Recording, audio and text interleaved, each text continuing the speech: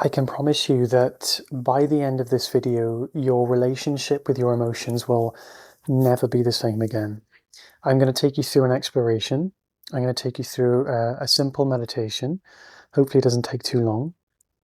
And what this will do is it'll give you exactly the right attitude and right perspective to make sure that you're not trying to do anything to get rid of your emotions.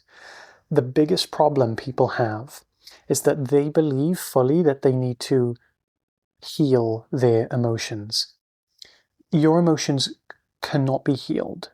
You don't need to heal the sound of my voice. You don't need to heal the sensual perceptions of your bum on the chair. In the same likeness, you don't need to heal the food that's digesting in your stomach. In the same likeness, you don't need to heal the sensations or feelings that we call emotions. So the first thing that's important to understand is that emotions don't need healing. For as long as we think an emotion needs healing, it's for as long as we're trying to get rid of it. And for as long as we're trying to get rid of it, it's for as long as the emotion is going to stay. And we don't necessarily want to have this intention anymore of getting rid of emotions. We need to see that they are not a problem. And in order to see that they're not a problem, we have to understand what it is, why it's there, and why it is that we're trying to get rid of it. So the first thing we're going to look at is just very simply the thing that actually quantifies an emotion is a thought and a feeling. Minus the thought, we wouldn't have an emotion, we'd have a sensation. And that sensation is as neutral as the palm of your hands. It's as neutral as touching the chair. The problem is that we have a thought about that sensation. And the thought about that sensation says, I don't want this feeling to be there. For whatever reason, we don't want it to stay. We want it to go. I've used an example in previous videos and calls where my parents would argue in the living room very violently and aggressively. What I would do is try and focus on the cartoon, but in peripherals, I couldn't ignore it. But I would avoid it and try and focus on the TV. My nervous system learnt ignoring the TV, ignoring the feeling, ignoring the experience, it helped me survive because my body didn't know the difference between whether they were fighting me or if a tiger was going to kill me or if it was just the adrenaline of not knowing how to process such an aggressive argument. So my nervous system said the next time an experience happened that may not have even been close to that argument, but it may have triggered a residue that wasn't processed from that argument, brought up the same feeling. My nervous system says, oh, what happened last time? I will ignore the emotion. I will ignore the experience. What's happening? This uncomfortable thing? Okay, let's ignore it. And this is what our nervous system's doing. Our body's remembering how to manage these in the best way that it knows how. This is where we introduce a new way. Now, typically, you've probably heard this thousands of times. You need to sit and be with your emotions. You need to feel your emotions. Well, my question would be, how long do you think that those people who are saying that are going to be sitting with their emotions? They'll be sitting there for the rest of their lives.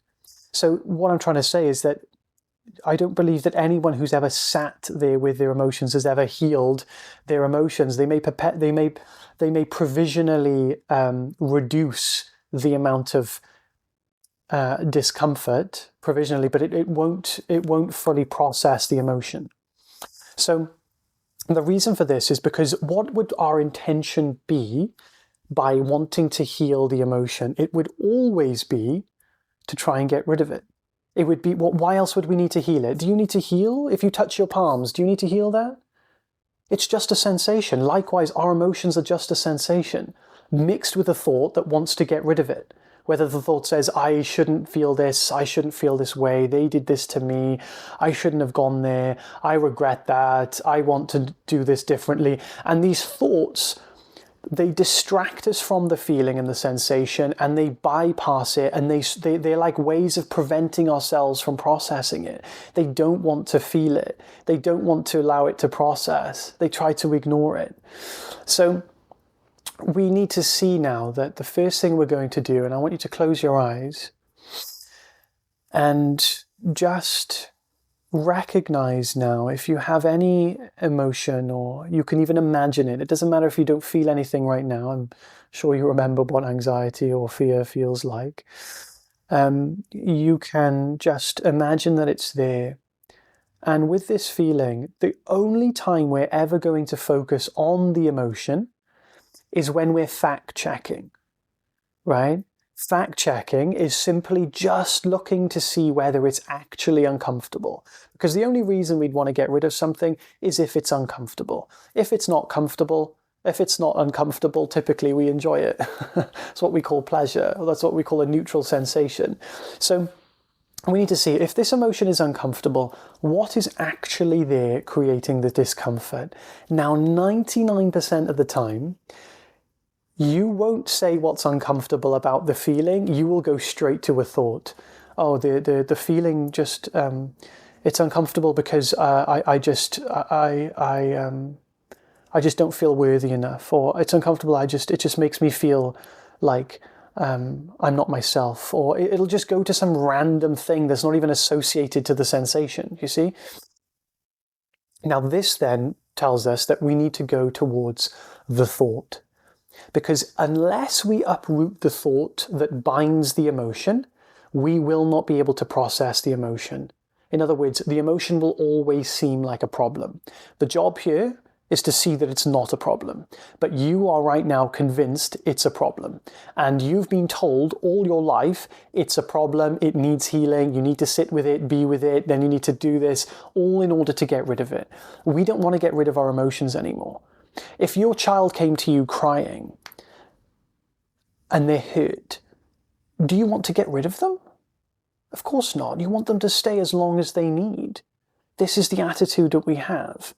So you don't want to heal your child. You don't go, come here, child, let me heal you, let me get rid. This is really just wanting to get rid of you.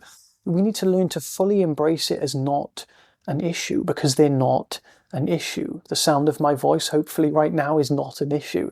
The sensation of your bum on the chair right now is not an issue. It's another experience, just like the birds tweeting. This is how we need to see our emotions. So now, because of your because I'm not with you, I won't be able to help you dispel the illusion of the thought, but what you need to do, and you can pause the video to do this, is just investigate the truth of the thought. You need to see, is what I'm believing fundamentally true?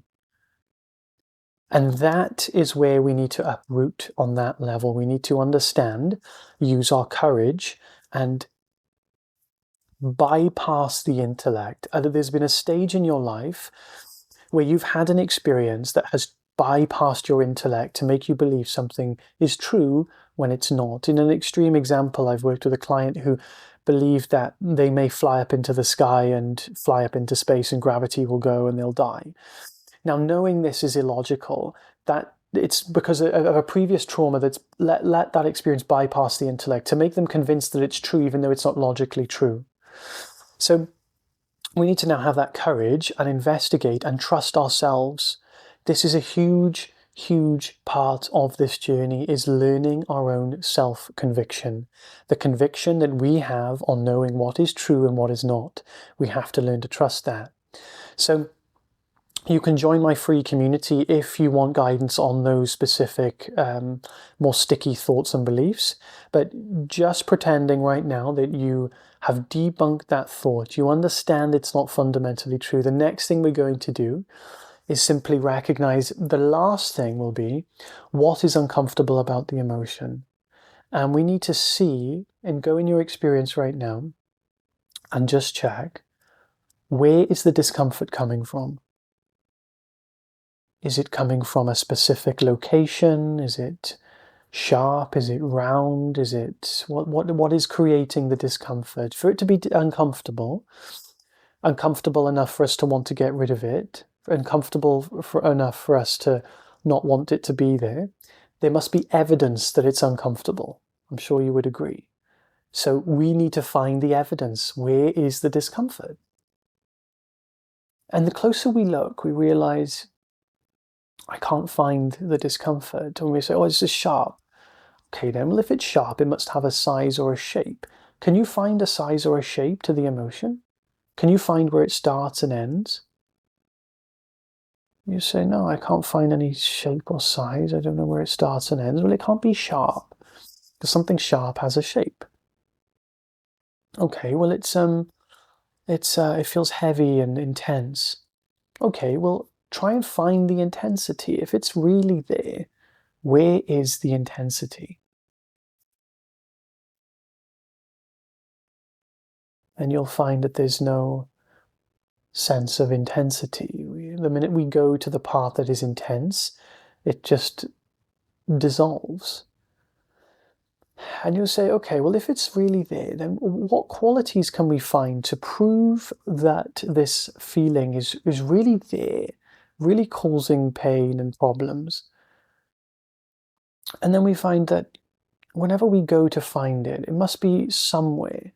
So we see, well, where is it? The minute we go to a place, all we find is that it's almost like it moves into our peripherals. The spot we look at, it leaves a gap and it's around the side, and we go to that point, and then it's there, and then all of a sudden it just turns into nothing. But really, it's not turning into nothing, it's turning into pure awareness. The closer we look, the more we find nothing. But not necessarily nothing, we're just finding pure awareness, awareness without an object. That's what our emotions are made of. They're made of pure awareness. Pure awareness is peace itself. Pure awareness is pure happiness, pure unresistingness.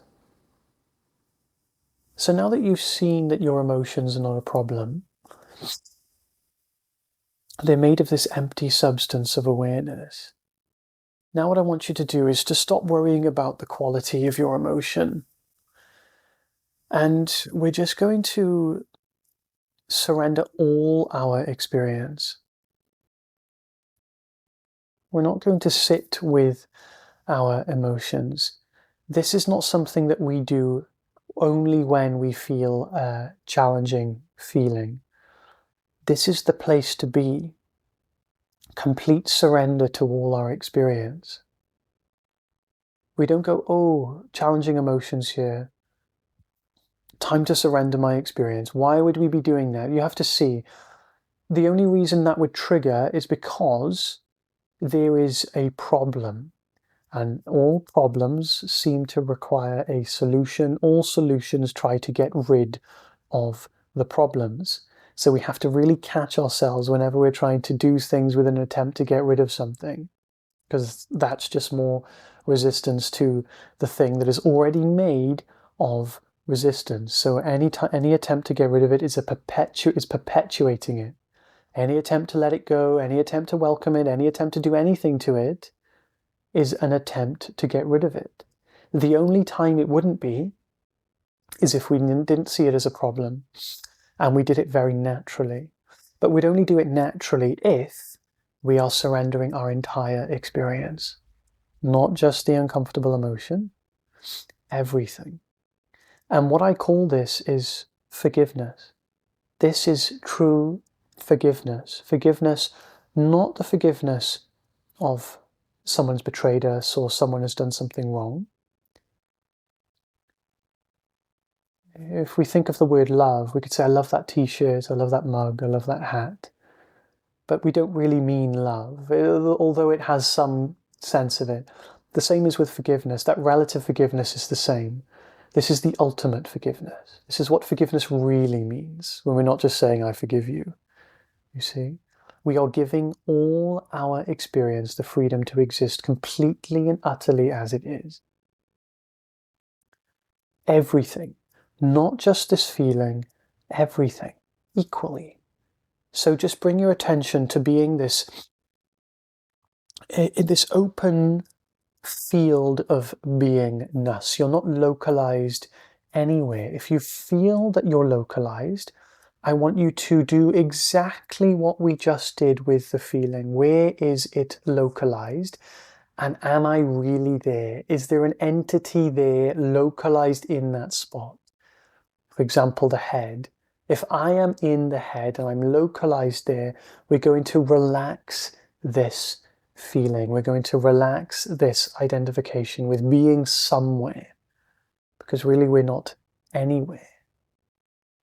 So when you feel that, just realize that if you are there, you must be able to find yourself there. Do you find a little person there? Or do you just find another sensation? You just find another sensation. So let your experience completely unfold. There is no one there. However, it doesn't mean you're not there. This isn't non-dual orthodoxy. You are very present in this experience. You are the existence aspect of your experience, the aware aspect of your experience. And can you find a place awareness is? You'll see that there is no place awareness is. Because any place you find, awareness is inherently beyond it, being aware of it. So there's no place awareness is. Now I want you to just experience that this, what you are, is a complete, already surrendering all experience the freedom to exist. It's giving all things the freedom to exist right now. Even the feeling of resistance was accepted by awareness. So by that same token, we're going to now be that welcomingness.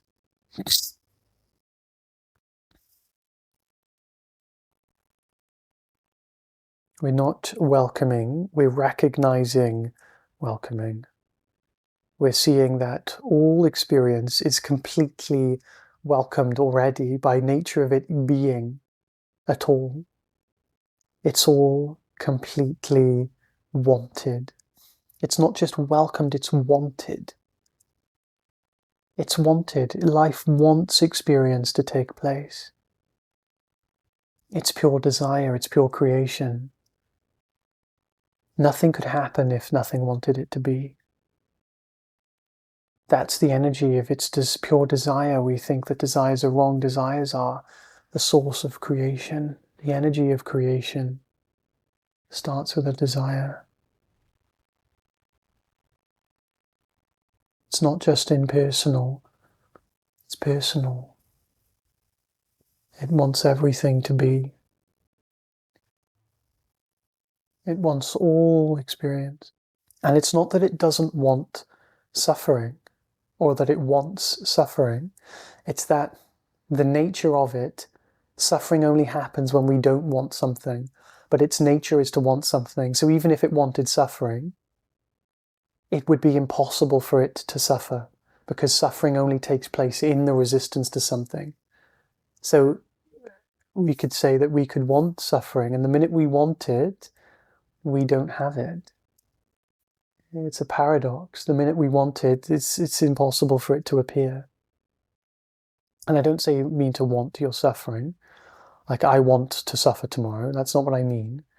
I mean when your suffering is there, for you to want it to be there. The minute we want it to be there, it just won't appear. It will completely dissolve. That's the magic of just being what we are. That's the magic of being this pure acceptance. Resistance cannot survive. So now don't put your attention on any particular experience. Simply be the open aspect of your experience that is openly receiving all things, experiencing all things, and creating all things. Now, if you've been doing this and listening thoroughly, you may have even forgotten about the emotion, you may have even moved on from it. If it's still there, keep repeating this process. Repeat the process until you feel like you've completely resolved this feeling. And when you have, you can just rest in that peace for as long as you can. Rest there as long as you can, and then carry on with your day.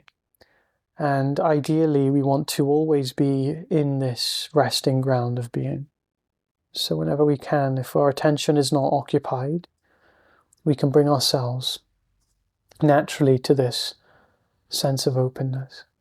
If you'd like further guidance on this, I have a free community, and I take people through these explorations every single week. So I'd love to see you there. And apart from that, have a beautiful day, guys. Take care.